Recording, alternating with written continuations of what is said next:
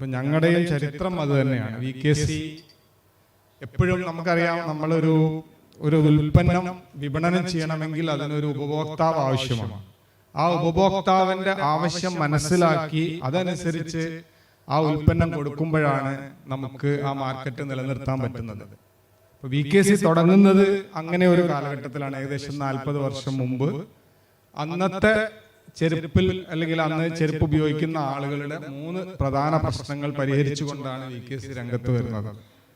ആ പ്രശ്നങ്ങൾ എന്തെന്ന് ചോദിച്ചാൽ, സാധാരണ നമ്മൾ ചിലപ്പോൾ ഇപ്പൊ നിങ്ങളൊക്കെ ഒരു 40 വയസ്സിന്റെ മേലുള്ള കുറച്ച് ആളുകൾ ഞാൻ കാണുന്നുണ്ട്. അപ്പൊ അവർക്കൊക്കെ കൃത്യമായിട്ട് ഓർമ്മ ഉണ്ടാവും. നമ്മൾ സാധാരണ അന്നത്തെ ചെരുപ്പ് എന്ന് പറയുന്നത് ഒരു താഴെ ഒരു ബ്ലൂ കളറോ ബീജ് കളറോ ഉണ്ടാവും, മേലെ ഒരു വൈറ്റ് കളറും ഉണ്ടാവും.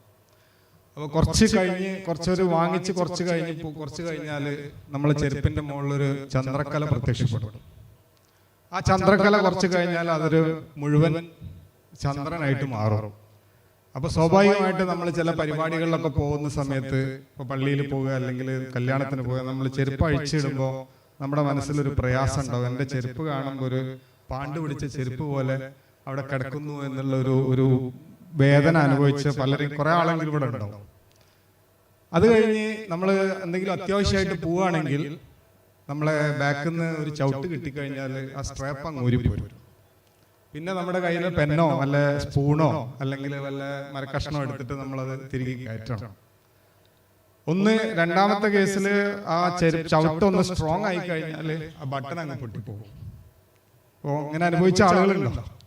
അപ്പൊ രാവിലെ പോകുന്ന സമയത്ത് ചെരുപ്പ് പൊട്ടിയാലുള്ള അവസ്ഥ ഞാൻ പറയണ്ടല്ലോ. പിന്നെ അന്നത്തെ ദിവസം നമുക്ക് ഒരു പ്രയാസമാണ്. അപ്പോൾ ആ 3 പ്രധാനപ്പെട്ട പ്രശ്നങ്ങൾ പരിഹരിച്ചുകൊണ്ടാണ് VKC മാർക്കറ്റിൽ വരുന്നത്.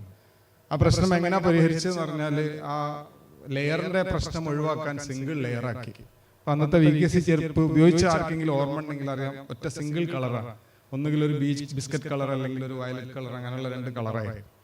രണ്ടാമത്തത് സ്ട്രാപ്പിന്റെ സ്ട്രെങ്ത് കൂട്ടി, അത് വള്ളി അതിന്റെ നെക്ക് പൊട്ടാത്ത രൂപത്തിൽ അല്ലെങ്കിൽ ബട്ടൺ പൊട്ടാത്ത രൂപത്തിൽ അതിനെ ശക്തിപ്പെടുത്തി. അതേപോലെ അതിന്റെ സോള് നല്ല സ്ട്രോങ് ആക്കി, അപ്പം സ്ട്രാപ്പ് പെട്ടെന്ന് ഊരി പോരാത്ത രൂപത്തിൽ അതിനെ മാറ്റം വരുത്തി. അങ്ങനെയാണ് VKC തുടങ്ങുന്നത്.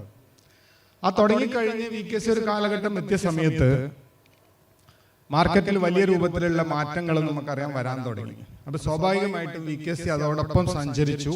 ഹവായ് ചെരുപ്പ്, ഇന്ന് VKC ഹവായ് ചെരുപ്പ് തുടങ്ങിയ സമയത്ത് വലിയ കമ്പനികൾ ഒരുപാടുണ്ടായിരുന്നു. ആ കമ്പനികളൊന്നും കാലാകാലങ്ങളിൽ മാറ്റം വരുത്താത്ത, കോഴിക്കോട് തന്നെ നമുക്ക് വലിയ കമ്പനികൾ ഒരുപാടുണ്ടായി. പക്ഷെ കാലാകാലങ്ങളിൽ മാറ്റം വരുത്താത്തത് കൊണ്ട് സ്വാഭാവികമായിട്ടും അതെല്ലാം ഒരു സമയം കഴിഞ്ഞപ്പോൾ ആ പ്രൊഡക്റ്റിന്റെ, ഇപ്പൊ ഇന്ന് ആണ് ഞങ്ങൾ ഹവായ് ചെരുപ്പ് ഉണ്ടാക്കണമെങ്കിൽ ഇവിടെ എത്ര ആൾ ഹവായ് ചെരുപ്പ് ഇട്ടിട്ടുണ്ട്?